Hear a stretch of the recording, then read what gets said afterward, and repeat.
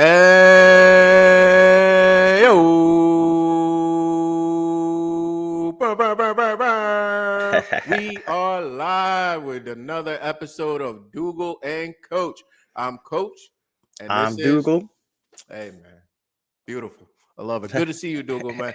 I can't, man, were we on last week?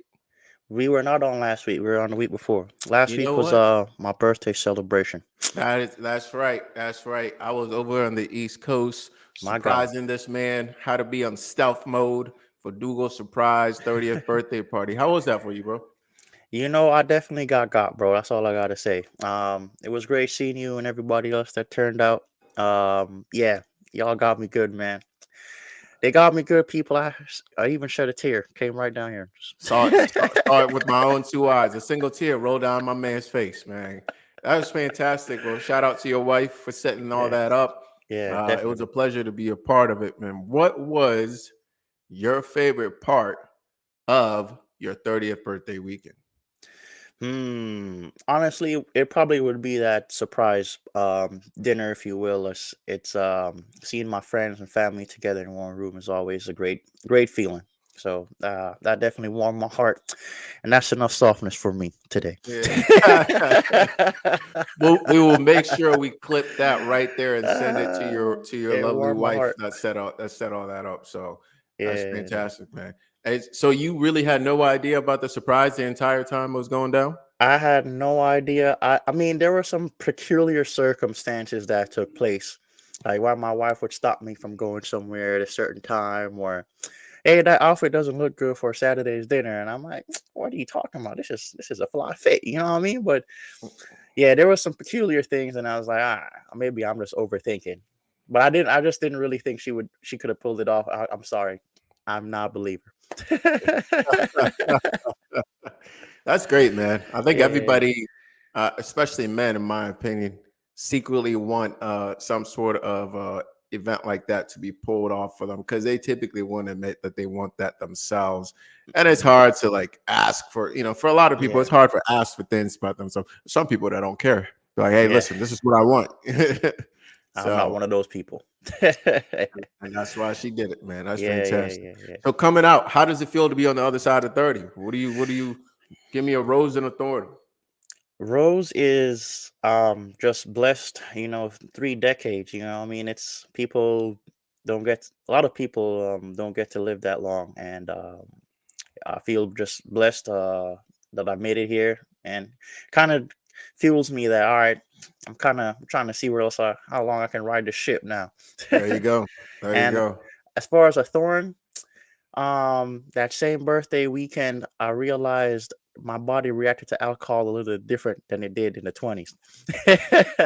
I woke up the next day out from that birthday celebration. I was like, hold on a minute, this is a little different. Why am I bedlocked right now?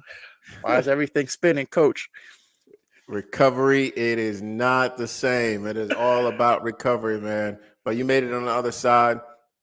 And guys, we're not saying you can never do anything with people or whatnot, but everything in moderation. I believe that's the Hmm. first time any alcohol has touched my man's lips in a long time. So It's it's been a it's good while. to know, man.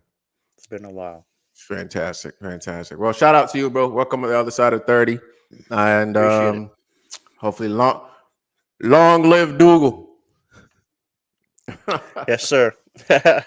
Appreciate it. Appreciate it. You mentioned not a lot of people live to see 30, man. We want to give a shout out to a couple of folks we done lost. Shout out to actually a main one, Takeoff, Yeah. Shout out to Takeoff. right? Takeoff Very of the unfortunate. Migos. It's crazy to hear. Crazy to hear. Came out of nowhere. This man was, you know, seemed like one of the coolest, chillest guys, in a freak accident, and now he's taking off. So Yeah, man. That was my favorite Migo member too. Shout I out. remember. I remember. Yeah, Yeah. man. Shout out. R.I.P. to the great one. Yes, And sir. I was told like yesterday or so, like Aaron Carter. You remember Aaron Carter? Aaron Carter, yeah, It- that's crazy to me.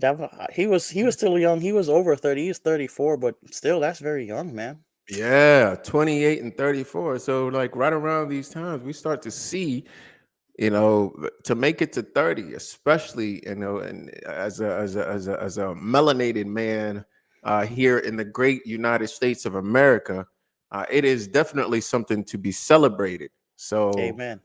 yeah, man, real thankful. I'm on my way here this year, or next year. Next year I'll be 32. Goodness. 32. How those ankles and shoulders feeling? They feel they feel fantastic. I don't know about the same about my back though. But that's why we train, ladies and gentlemen. I hear that, bro. Man, I love it, bro. Dougal, always good to see you, man. With that said, bro, Same. well, let's get into some training stuff. Bet, We're bet. always here. We get on here every Sunday to work and to honestly just to have some fun, first and foremost, and secondly, to share our health and wealth journey and hopefully inspire some corporate athletes to take the charge. And what we mean by corporate athletes is if you are an individual that works for a living, that would be you, right? Yeah. Then you are a corporate athlete. You work in an office. Even if you're an entrepreneur, you work for yourself, you're still a corporate athlete. Unless you play ball, basketball, football, baseball, croquet, something like that, Hmm. you're a professional athlete, then you're a corporate athlete. So I think there's a lot that we can learn from professional athletes in terms of how we run our lives as corporate athletes, in terms of how we take care of our body, how our mindset set up, how we work with people and teams. So that's why we're here, and that's why we coined the term corporate athlete, and that's what we're here to do, is to help the corporate athlete really accelerate in terms of performance for sure, aesthetics, right, and performance aesthetics and vitality, There you go. That's living a a big full one. life. Yes, performance, aesthetics, and vitality. So that's what we're here for. And Dougal is on the way doing that. I'm on the way doing that. He has a fantastic story that we pull from. And shoot, let's get into it today. We want to talk about like the fundamentals of how we do that at on the cut the noise side of things. How we do that. How Dougal has done it. How I've done it. And hopefully give you a place to start or restart if that's what you're Hmm. looking for today. So let's start. Let's start from the top, from the bottom, Hmm. from the bottom or the top, whichever one you pick. Right? So, I always say, man, there are 10 principles to focus on if we want to optimize vitality, performance, aesthetics.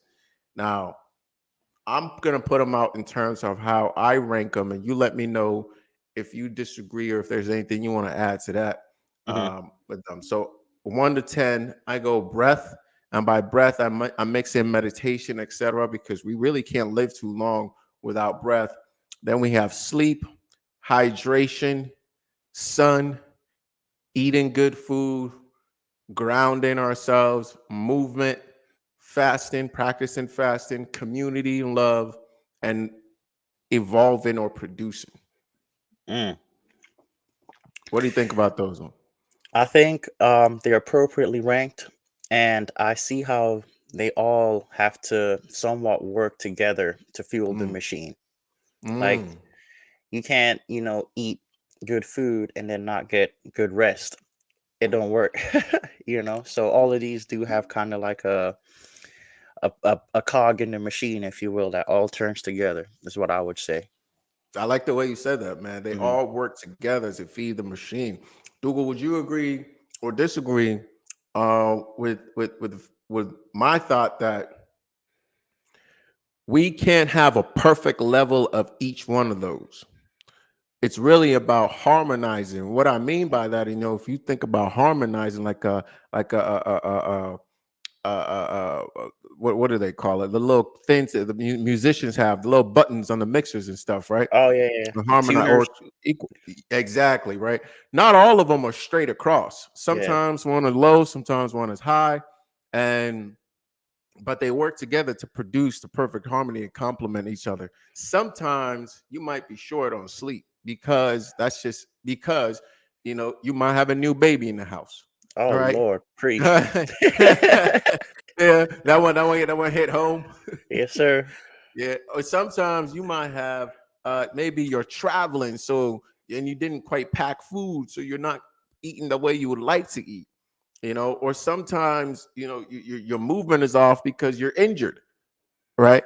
But when you were able to tweak them and get them to a place where you're constantly moving to harmonize, right? So you can't move, so you focus a little bit more on food and sleep, and hydration, etc. Right? Your hydration is low, so you focus on the other. I think it kind of lifts each of the other ones up, and like you said, feeds machine to run. Hmm. Agreed. I do completely agree. With that said, bro, that's the 10 principles right there.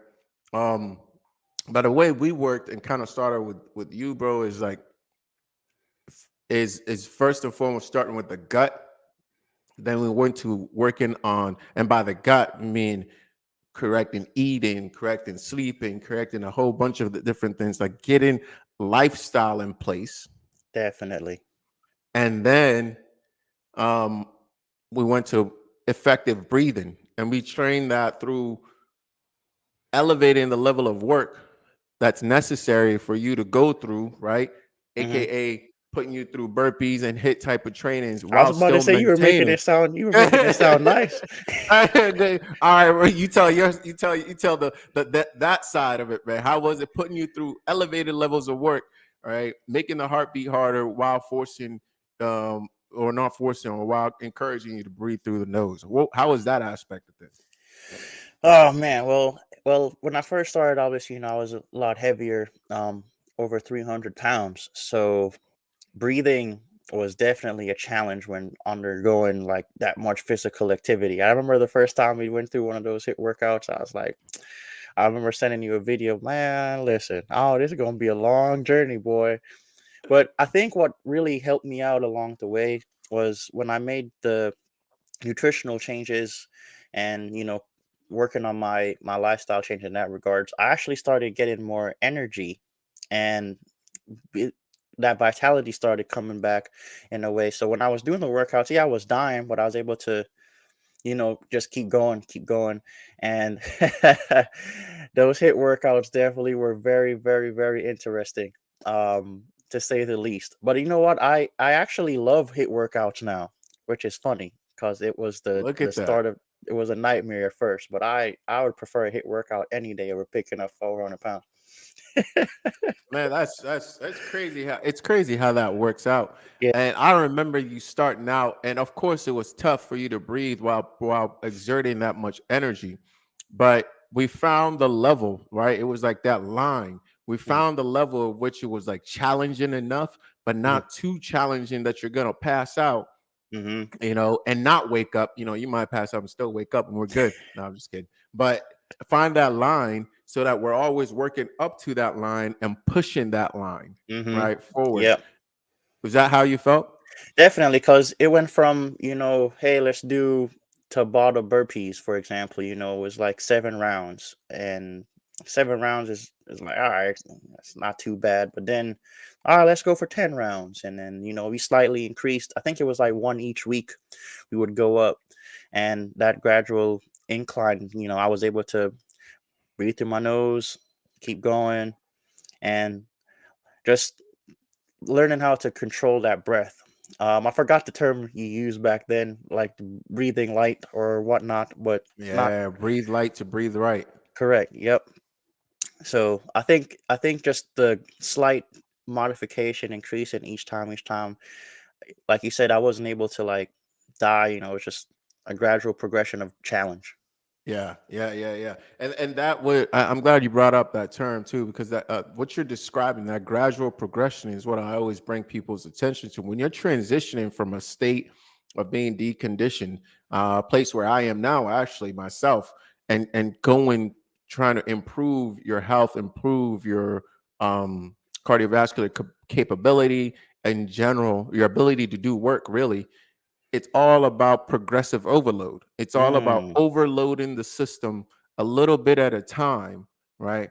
And even if you're working on strength, except whatever you're working on, a little bit at a time, consistently, and your body, and then giving your body the time to adapt to that response. And that's exactly where we did here when we went from gut breathing to working on hit and Tabata type stuff. And honestly, I think we were there for like for like 12 weeks, if I We were remember th- correctly. we were there for a while, and what I really enjoyed was that hit workouts can vary so much. You know, it could be Tabata burpees, it could be jumping squats. We were doing thrusters. It was so many different things you can do, and it was very like refreshing. Like, I'm not gonna be doing burpees every day. I can do this and that, and then you also get to eventually build you up to do some pretty cool stuff. You know, like Yeah. I couldn't even imagine doing. You told me 3 years ago I'll be able to do the things I'm doing now. I looked at you crazy. That's factuals, man. That's exactly it. And I remember starting off, and obviously this is why having somebody, coach you, or somebody stand shoulder to shoulder with you through the journey is incredibly important, because I could see where you were gonna be. Mm, I could see that in you, so I was excited for you. And all I asked was, listen, down, if you give that consistency, that consistent effort over time, you're gonna be doing some really cool stuff, and you are doing some really cool stuff, which we'll get yeah, to here in a bit. So super proud of you, bro. I mean, thanks. it to everybody out there. Was it easy? Okay, A- Absolutely not. absolutely not. But was it simple? Like, did you understand what to do to get where you wanted to go? I believe it is extremely simple. The formula is really simple. It's literally just consistent effort over time. That's Consistency it. plus effort equal results. That's it. That's it. That's it. Put in enough time. So after Yeah. we got your breathing correct, we got you moving in different shapes, patterns, etc. And started kind of having fun with it.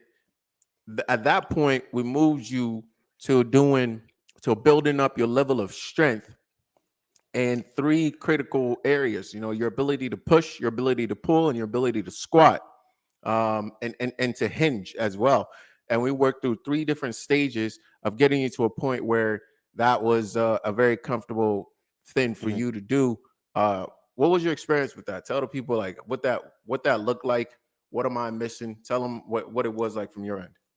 Well, I'll say the hardest part was being in the mindset to actually be ready to do that. Because at me, I was always afraid of going into the gym and doing things and looking bad, and I was so concerned about what other people thought about me when I was there. But once I got over that hump, and I was like, I'm trying to better myself. Um, it really just got me going, built a groove. Uh, Once again, that progressive overload started with. I remember the first time I went to the gym, I'm like, man, this guy coach got me doing 2.5 on this plate. People are gonna be out here laughing at me. I had Uh, 2.5s on each side squatting. I'm like, oh god, this is bad. But but eventually I went from 2.5 on each side to 345 plates on each side, mm. 315 squatting. Shoot, I went from being able to do one pull up to being able to do 100 in under 20 minutes, so Man, it's listen, hit the break, hit the break. We gotta break that down right there. You got me. Listen, that's huge right there. What you just said. You went from having and not really wanting to go to the gym. And bro, I appreciate you sharing this, because you'll be surprised. This is something that a lot of people struggle with. They don't want to look bad in the gym. So as a result, they never start, that right? was a big thing for me, no So, doubt. so if that was a big thing for you, brother, how did you break through that? Like, how did you break through? Like, you got to actually go get started and risk the possibility of being made fun of looking good, of looking bad, of being self conscious, and any of that. And you actually had to get started to go through that. Like, to give the I people some words of wisdom there, man. Well, it goes back to one of those 10 principles. One of those ones was community that you Mm, mentioned. So sharing with like my wife, yourself, my brother, like, hey man, I'm gonna go hit the gym. And that kind of built accountability for me. Like now that I've told people, I kind of have to go do it now. And at one point in time, when you look in the mirror and you're just not really happy with what you're looking at. And when you wake up and you're in pain or you're eating something and you get bloated and you feel crappy, you're like, nah, those things just outweigh the looking bad part. mm, So it's mm. really it came down to mindset, came down to community, and just being able to have people support you. So it's I don't I mean, obviously you can do it on your own, but why make it harder on yourself? It's actually harder as just to start on its own. So get the support from your community and really get your mind ready to know that, all right, I may not look good right now. I may not feel like I'm doing the right thing, but once again, you're putting in that effort. You just got to get the consistency in now. That's right, man. That's gold right there. And I want to highlight what you said, which is getting the support. A large part of this up to this point. So up to this point, we've been working together. At the end of this phase, each one of these phases is about 12 weeks, about 3 months. Hmm. So we've been working together for 6 months. So a huge part of it was obviously giving you the template and the blueprint to Hmm. do what you needed to do. But I'll say more than 50% was actually working through the mind. Would you agree Hmm. with that? 110%. People will look at you crazy too, and you're like, "Oh yeah, I'm doing all these different things." Like, "Oh man, there's a lot of doubters out there, a lot of people who have critiques to give, but I doubters.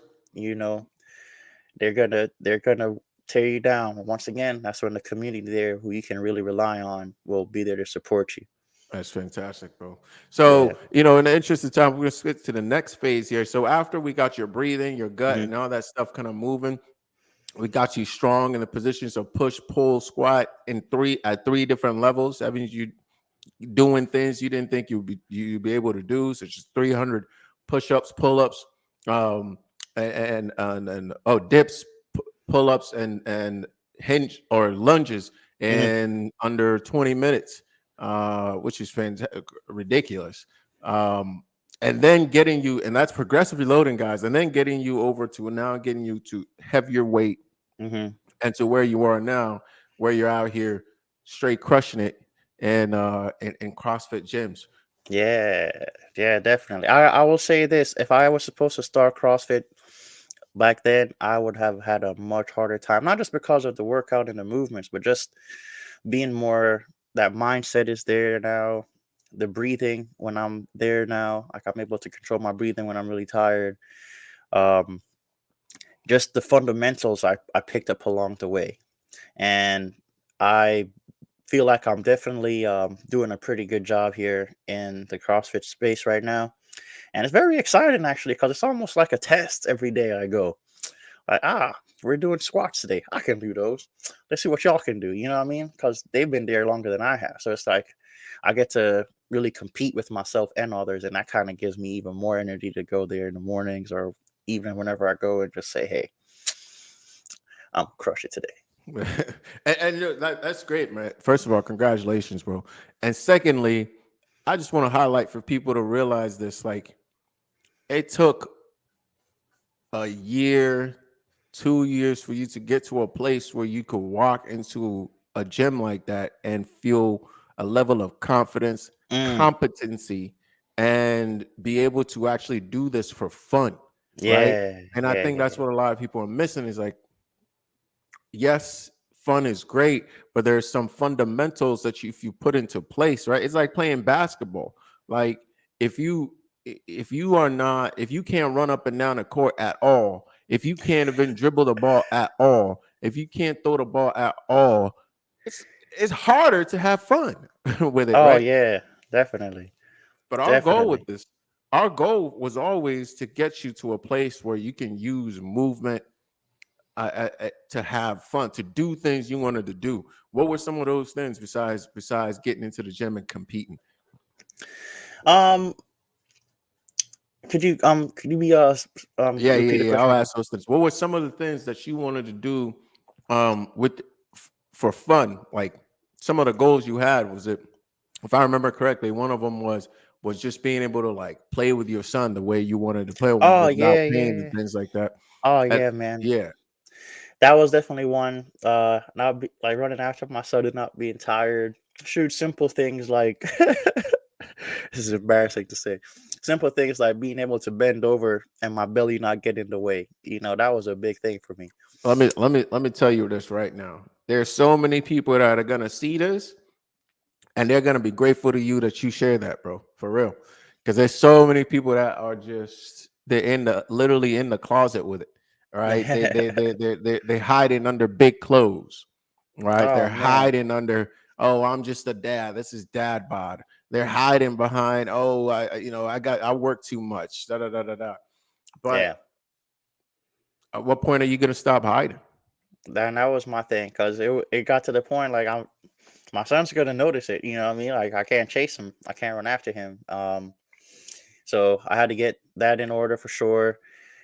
Just the energy levels that I had, the anxiety issues, you name it. There are so many different things that I wanted to get corrected. I'm like this at 30 years old. I know I can't drink as much anymore, and I know my body ain't the same, but I'm also feeling like I'm in the best shape of my life, honestly. Mm. And I was just telling one of my friends the other day, man, if I was able to do this, I could have seen myself playing some like real contact sports or something, in high school, college. I could have been a baller boy. I'm trying to tell you, Well, I'll you tell know, you this, man. Maybe God saves you from some CTE, so you're good. something. You know what? You're right. He had to humble me first. This is the humble version of me, people. Hey, yeah, that is true. That is true. That's funny. That's funny. Oh man. All right, Dougal. We are almost out of time here, so we're gonna fast forward, guys. The point of today's episode was to just go revisit the fundamentals Mhm. and go step by step as to how we got to this point, right? How we got to nearly 100 pounds down, how we got to dominating specific tests, cardiovascular tests, strength tests, etc. How we got to aesthetics, how we got to vitality. And if you're really looking for a place to either start or restart, I would highly recommend you start with your nutrition, right? Definitely. And if you're looking for one thing to implement this week, next week, start with where we both started, which is intermittent fasting. And if you're scared and you don't know exactly what to do or how to, you can obviously reach out to me. More than happy to help.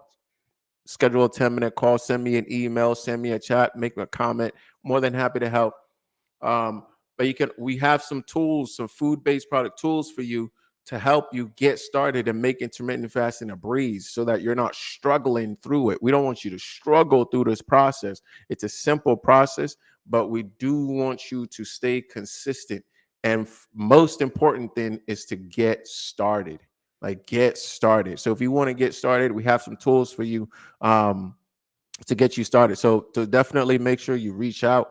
Best way to get, I'm on Instagram, I.cut the noise. You can reach out to Dougal at Dougal876. You can comment anywhere that you're watching this, whether it's Facebook, Instagram, LinkedIn, YouTube, Twitter, Pinterest. We're all over the place. All right. You're going to see us all over the place. So just make sure you tap in. And Dougal, anything else to say before we let the good folks go and have a blessed week? All right. So I'll leave y'all with this. A wise man once told me Uh-oh. that everything worth having, it was going to take hard work. So if you guys or all y'all listening out there afraid to start or having challenges starting, just know, yes, it's going to be hard, but the journey is going to be, you know, worth it. You're just stay consistent, put the effort in. So once again, if it's worth having, you're going to have to put in the hard work. Bam, bam, bam, bam. That's all I got. And that's it right there. We're gonna go ahead and drop the mic. Until next week on another episode of Dougal and Coach. We appreciate you guys joining us. And Peace. peace.